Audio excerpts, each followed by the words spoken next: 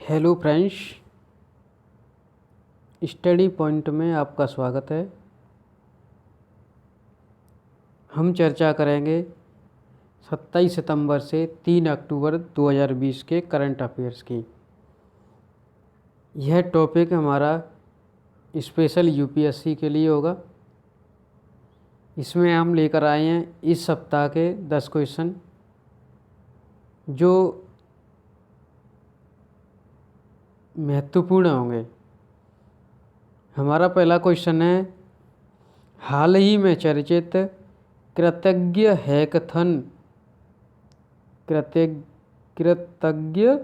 Hackathon से संबंधित कथनों पर विचार करो। इसका पहला स्टेटमेंट है, इसको कृषि एवं किसान कल्याण मंत्रालय निकालता है। इसको कौन निकालता है? कृषि एवं किसान कल्याण मंत्रालय निकालता है। स्टेटमेंट 2, इसके माध्यम से किसानों की मेहनत में कमी देखने को मिलेगी। इसके माध्यम से किसानों की मेहनत में कमी देखने को मिलेगी। ऑप्शन देखेंगे हम। ए केवल 1, बी केवल 2, सी 1 और 2, डी इनमें से कोई नहीं। अगर हम इसकी बात करें तो इसका आंसर है 1 और 2 दोनों। आंसर है 1 और 2 दोनों। आइए चलते हम कुछ पॉइंट कृतज्ञ हैकथॉन के बारे में जानेंगे। हैकथॉन के माध्यम से मशीनीकरण को बढ़ावा मिलेगा।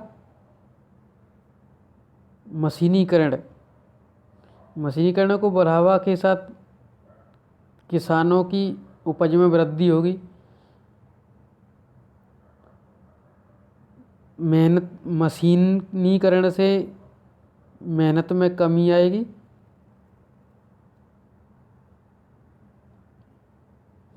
आइए चलते हैं सेकंड क्वेश्चन की तरफ। हाल ही में चर्चित लोक अदालत निम्न में संबंधित कथनों पर विचार करें। लोक अदालत से संबंधित कथनों पर विचार करें।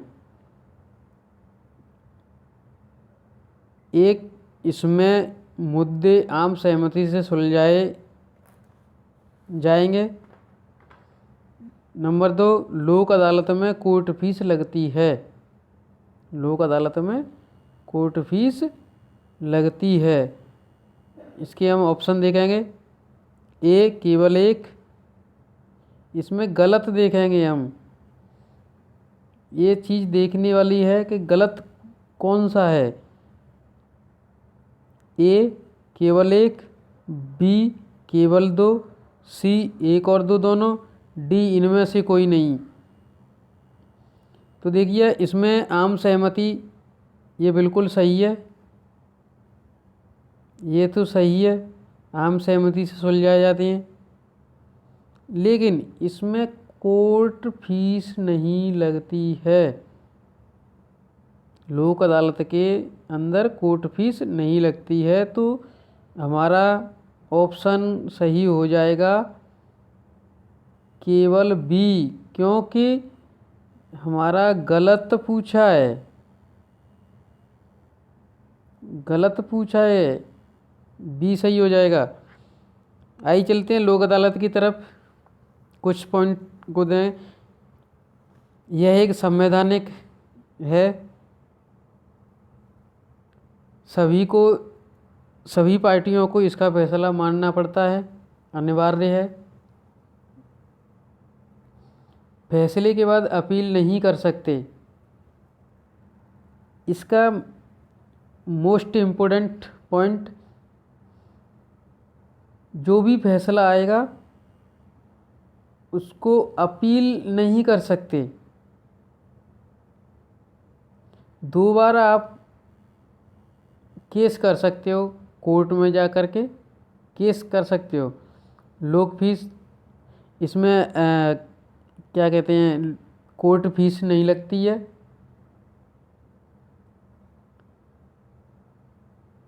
लोक अदालत में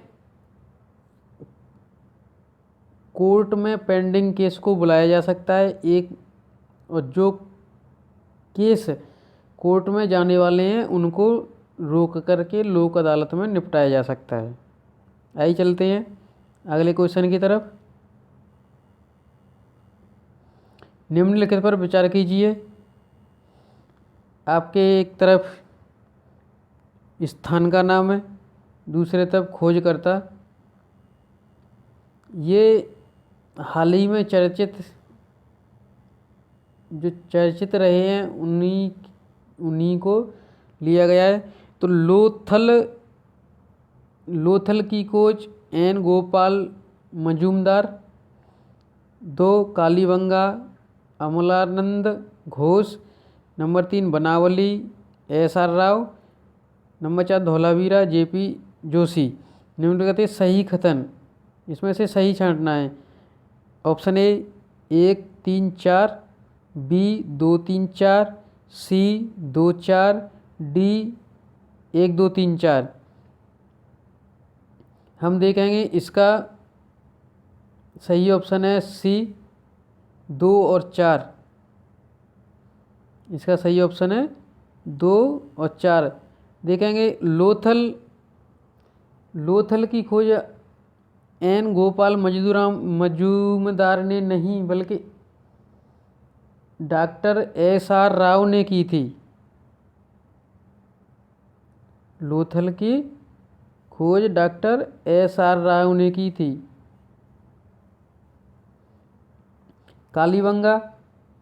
कालीबंगा की अमलानंद सही है। बनावली की SR बिष्ट ने की थी, ना कि SR राव। SR विष्ट थे। धौलावीरा JP जोशी सही है। कालीबंगा अमलानंद ये सही है, पहला गलत है और तीसरा गलत है। आइए चलते हैं अगले क्वेश्चन की तरफ। ऑप्शन सी सही है। हाल ही में चर्चित शांति स्वरूप भटनागर पुरस्कार 2020 पर विचार कीजिए। शांति स्वरूप भटनागर प्राइज 2020 पर विचार कीजिए। यह अभिजीत बजनी को दिया गया है। यह CSIR द्वारा दिया जाता है। इसमें हम ऑप्शनों पर विचार करेंगे। केवल 1, बी केवल 2, सी 1 और 2 दोनों, डी इनमें से कोई नहीं। इसका सही जवाब है सी। सही जवाब है सी, 1 और 2 दोनों। कुछ हम इसके बारे में जान लें। यह पुरस्कार विज्ञान और तकनीकी क्षेत्र में, साइंस एंड टेक्नोलॉजी के फील्ड में दिया जाता है। इसको CSIR के द्वारा दिया जाता है। और ये 2020 का अभिजीत बजनी को दिया गया है। आइए चलते हैं अगले क्वेश्चन की तरफ। हाल ही में चर्चित इंग्लिश चैनल से संबंधित कथनों पर विचार कीजिए। इंग्लिश चैनल से संबंधित कथनों पर विचार कीजिए। यह ब्रिटेन को जर्मनी से अलग करता है। ब्रिटेन को जर्मनी से अलग करता है। स्टेटमेंट 2, उत्तरी सागर को अटलांट सागर से जोड़ता है। उत्तरी सागर को अटलांट सागर से जोड़ता है। इसके ऑप्शन देखेंगे हम। केवल 1, केवल 2, सी 1 और 2 दोनों, डी इनमें से कोई नहीं। सही कथन, इसका सही कथन है बी केवल 2। यह ब्रिटेन को जर्मनी से नहीं बल्कि ब्रिटेन को फ्रांस से अलग करता है? आइए इसकी लोकेशन देखते हैं।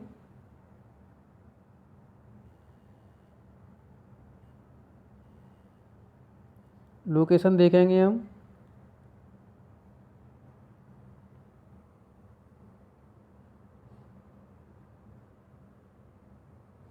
ये है आपका इंग्लिश चैनल, ये इंग्लिश चैनल है। इधर तुम्हारा ब्रिटेन है, ये इधर है आपका फ्रांस है। इसको अलग करता है, फ्रांस को ब्रिटेन से अलग करता है। एवं नॉर्थ सी, ये आपकी नॉर्थ सी है, नॉर्थ सी को अटलांटिक ओशियन से जोड़ता है। यहाँ स्टेट ऑफ डोवर है, डोवर जल संधि है।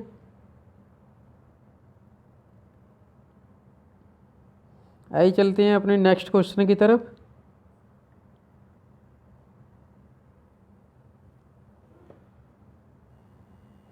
सही जवाब है इसका बी। हाल ही में चर्चित नागोर्नो काराबाख क्षेत्र को देखेंगे हम। नागोर्नो काराबाख क्षेत्र जो हाल ही में चर्चा में रहा है, विचार करिए। स्टेटमेंट, यह क्षेत्र अजरबैजान और अर्मेनिया के बीच विवादित है। इस क्षेत्र में अधिकांश जनसंख्या अजरबैजान की निवास करती है। ऑप्शन देखेंगे हम। ए केवल 1, बी केवल 2, सी 1 और 2, डी इनमें से कोई नहीं। इसका सही ऑप्शन है केवल 1, ऑप्शन ए। देखिए, यह क्षेत्र अजरबैजान और अर्मेनिया के बीच विवादित है, ये सही है। लेकिन इस क्षेत्र में अधिकांश जनसंख्या अजरबैजान की नहीं, अर्मेनिया की निवास करती है।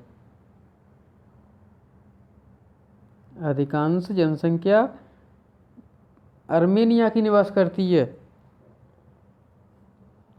यह क्षेत्र अजरबैजान के रीजन में आता है, लेकिन यहाँ सर्वाधिक जनसंख्या अर्मेनिया की निवास करती है। इसलिए आपका दूसरा स्टेटमेंट गलत हो जाता है, पहला सही है। तो इसका ऑप्शन है ए। आइए चलते हैं 7वें क्वेश्चन की तरफ। हाल ही में चर्चित हाइड्रोजन सीएनजी से संबंधित कथनों पर विचार कीजिए। हाइड्रोजन सीएनजी से संबंधित कथनों पर विचार कीजिए।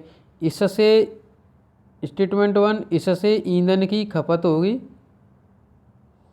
इससे कार्बन प्रदूषण में कमी होगी।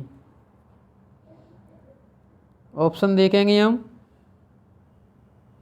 कथन सही को चुनना है।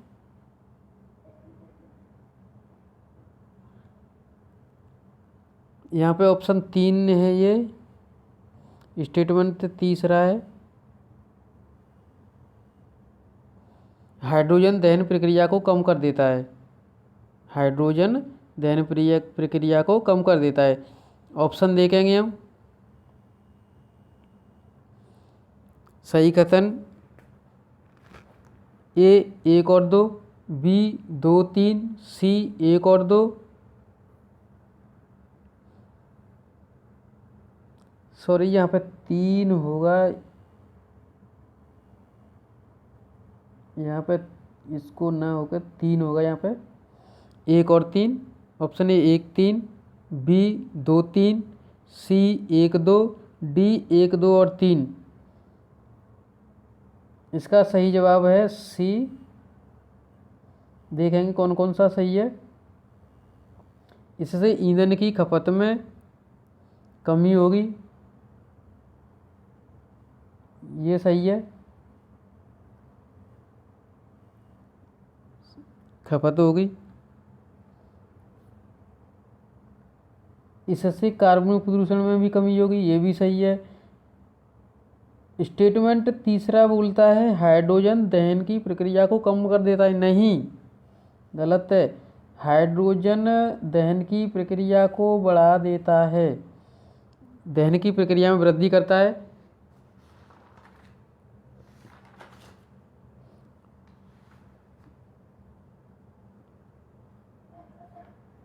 चलते हैं अगले क्वेश्चन की तरफ।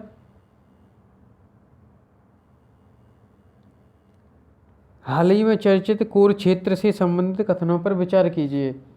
हाल ही में चर्चित कोर सेक्टर से संबंधित कथनों पर विचार कीजिए। स्टेटमेंट 1, इसमें सर्वाधिक भारांश रिफाइनरी उत्पाद का है। वेटेज, भारांश को इंग्लिश में वेटेज बोलते हैं। कोर क्षेत्र का भारांश 40.27% है। इसके हम ऑप्शनों को देखेंगे।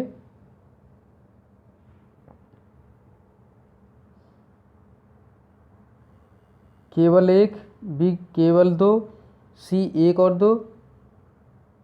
आपको आंसर दिख ही गया है। इसका आंसर है सी, 1 और 2 दोनों।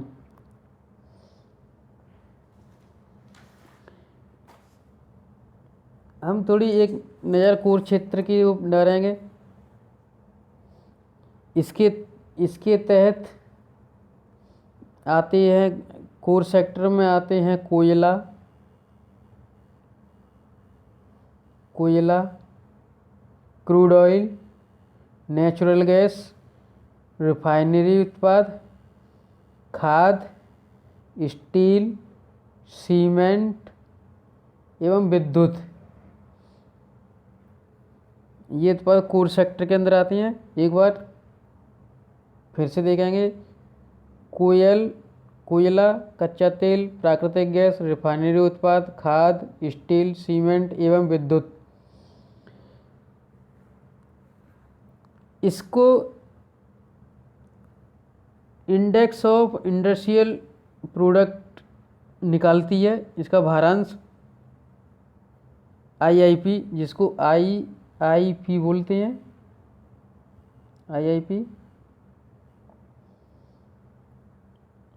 IIP CSO के द्वारा प्रतिमाह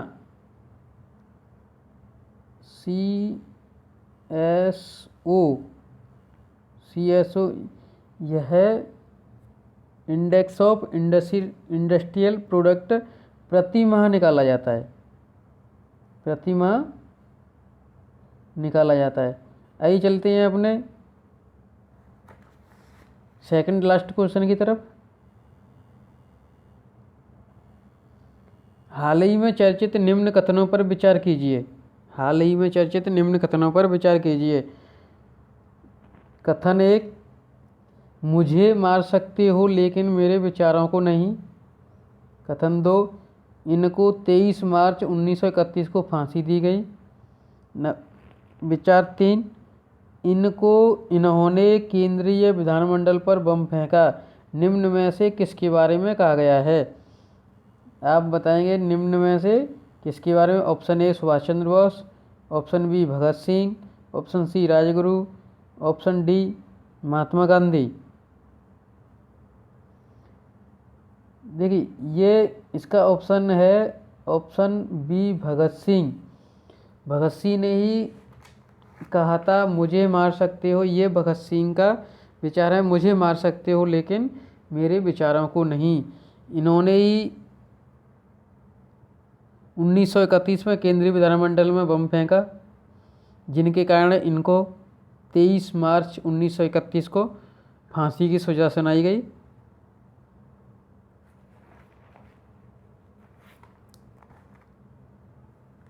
इन्होंने हिंदुस्तान रिपब्लिक एसोसिएशन 1924 में भाग लिया, जो कानपुर में, जिसे कानपुर षड्यंत्र कांड के नाम से भी जाना जाता है। दूसरा, नौजवान भारत सभा 1925 में भी भाग लिया। नौजवान भारत सभा 1925 में भी भाग लिया। 1928 में इन्होंने नेताओं के साथ मिलकर हिंदुस्तान सोशलिस्ट रिपब्लिक एसोसिएशन में भाग लिया। 1929 में लाहौर षड्यंत्र केस में भाग लिया। भगत सिंह आज़ादी के लिए लड़ते थे, ये आज़ादी के लिए लड़ते थे, लेकिन इनको आज़ादी केवल अंग्रेज़ों से नहीं बल्कि गरीबी, अस्पृश्यता आदि से चाहिए थी। इनको केवल अंग्रेज़ों से आज़ादी नहीं चाहिए थी। इनकी आज़ादी का मुख्य कारण अंग्रेज नहीं थे। अंग्रेज़ों के साथ साथ में गरीबी से आज़ादी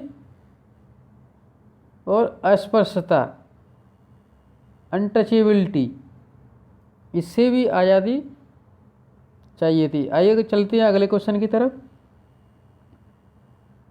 हाल ही में चर्चित ब्रह्मोस मिसाइल से संबंधित कथनों पर विचार कीजिए। अभी अभी चर्चा में रही ब्रह्मोस मिसाइल से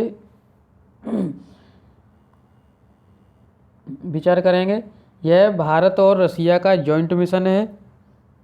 नंबर 2, यह केवल ज़मीन से दागी जा सकती है। नंबर 3, यह दागो और भूल जाओ, दागो और फायर एंड फॉरगेट प्रिंसिपल आधारित है। दागो और भूल जाओ, फायर एंड फॉरगेट। हम ऑप्शन देखेंगे। ऑप्शन ए 1 और 3, ऑप्शन बी 1 और 2, ऑप्शन सी 2 और 3, ऑप्शन डी 1, 2 और 3। देखिए, यह भारत और रसिया का जॉइंट मिशन है। यह सही है, पहला ऑप्शन सही है, पहला ऑप्शन सही है। भारत और रसिया का जॉइंट मिशन है, पहला सही है। यह केवल ज़मीन से दागी जा सकती है, ये गलत है। इसको तीनों सेनाओं के पास, तीनों सेना जल, थल एवं वायु, तीनों सेनाओं में तैनात किया गया है। इसलिए ज़मीन से भी दागी की जा सकती है, हवा से भी दागी जा सकती है एवं नेवी जल से भी दागी की जा सकती है। दूसरा ऑप्शन गलत हो गया। देखेंगे तीसरे, यह दागो और भूल जाओ फायर एंड फॉरगेट सिद्धांत पर काम करती है, ये सही है। तो हमारा दूसरा गलत हो गया। अब देखेंगे दूसरा किस किस में। बी में है, बी में है और डी में है, सी में है। जहाँ जहाँ दूसरा है उसको काट देंगे। ये नहीं हो सकता, ये भी नहीं हो सकता, ये भी नहीं हो सकता। इसका आंसर होगा ए,